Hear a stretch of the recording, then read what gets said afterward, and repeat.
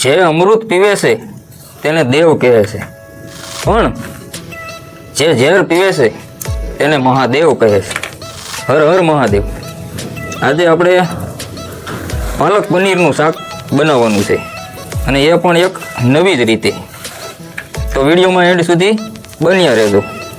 અને જો ચેનલ પર તમે નવા હો તો ચેનલને સબસ્ક્રાઈબ કરવાનું ભૂલતા નહીં. તો આજે તમને એક નવી જ રીતે શીખવાડું પાલક પનીરનું શાક કઈ રીતે બનાવાય છે.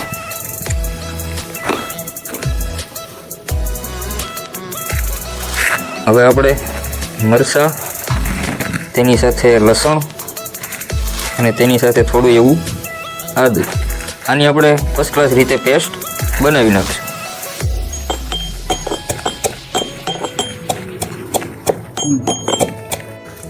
તો કાજુને આપણે આ રીતે બે ભાગ કરીને કમ્પ્લીટ કરી લેશું. ટમેટાને આપણે ઝીણા ઝીણા કાપીને કમ્પ્લીટ કરી લેશું. પાલકને પણ આપણે સારી રીતે કાપી લેશું. ડુંગળીને પણ આપણે ઝીણી ઝીણી કાપી લેશું. પાલક પનીરનું શાક અને તેની સાથે કાજુ તો આપણે બધું જ કાપીને કમ્પ્લીટ કરી લીધું છે. આપણે ધાણી, લીંબુ, ટમેટાં, તેની સાથે ડુંગળી, આદુ, લસણ, મરચાંની પેસ્ટ, તેની સાથે ધાણી, આખો મસાલો એટલે કે લવિંગ, બાદિયા, સૂકા મરચાં, તજ, આ બધું લઈ લીધું છે. તેની સાથે વઘાર માટે છે આપણે રાઈ, જીરું, હિંગ, હળદર, મીઠું, લાલ મરચું પાવડર, તેની સાથે આપણે કાજુ અને પનીર. તો આ બધું જ આપણે કમ્પ્લીટ કરી લીધું છે. તો એક નવી જ રીતે આપણે ફર્સ્ટ ક્લાસ એક વઘાર કરીએ. તો વિડીયોમાં એન્ડ સુધી બન્યા રહેજો. તો સૌથી પહેલાં આપણે થોડું એવું તેલ ગરમ કરીશું. તેલ આપણું ગરમ થઈ ગયું છે. હવે તેમાં થોડું એવું જીરું, તેની સાથે આખો મસાલો એટલે કે સૂકા મરચાં, તજ, લવિંગ, બાદિયા, તેની સાથે તમાલપત્ર, આ બધું જ આપણે એડ કરી દઈશું. અને થોડી એવી હિંગ એડ કરી દઈશું. પછી આપણે આદુ, લસણ, મરચાંની પેસ્ટ સીધી આપણે એડ કરી દેવાની છે.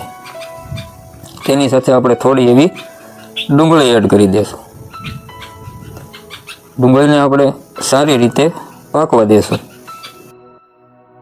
હવે આપણે મસાલા માટે આપણે મીઠું, તેની સાથે લાલ મરચું પાવડર અને તેની સાથે આપણે થોડી એવી હળદર પણ એડ કરી દઈશું. પછી આપણે તેમાં સીધો પનીરનો મસાલો, ગમે તે પનીરનો મસાલો આપણે નાખી શકીએ છીએ. એટલે આપણે પનીરનો મસાલો, તેની સાથે થોડી એવી ધાણી એડ કરી દઈશું. પછી થોડું એવું પાણી એડ કરીને અને સારી રીતે મિક્સ કરી લેશું. હવે આપણી ડુંગળી એકદમ બ્રાઉન થઈ ગઈ છે, એટલે આપણે સીધા તેમાં ટમેટાં એડ કરી દઈશું અને ટમેટાને આપણે સારી રીતે પાકવા દઈશું.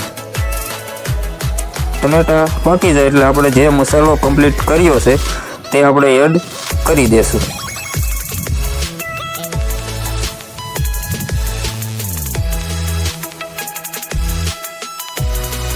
હવે આપણે ટમેટાં, ડુંગળી, મરચું બધું જ એકદમ પાકીને કમ્પ્લીટ થઈ ગયું છે. તો આપણે તેની સાથે કાજુ આપણે એડ કરી દઈશું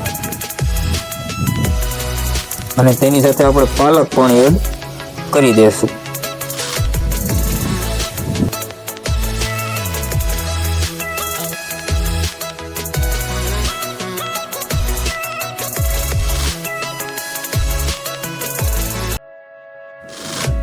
પાલક અને કાજુ આપણા પાકીને કમ્પ્લીટ થઈ ગયા છે. તો આપણે તેમાં હવે પનીર એડ કરી દઈશું.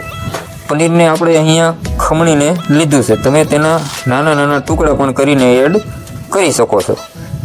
પનીરની સાથે આપણે થોડી એવી ધાણી પણ એડ કરી દઈશું.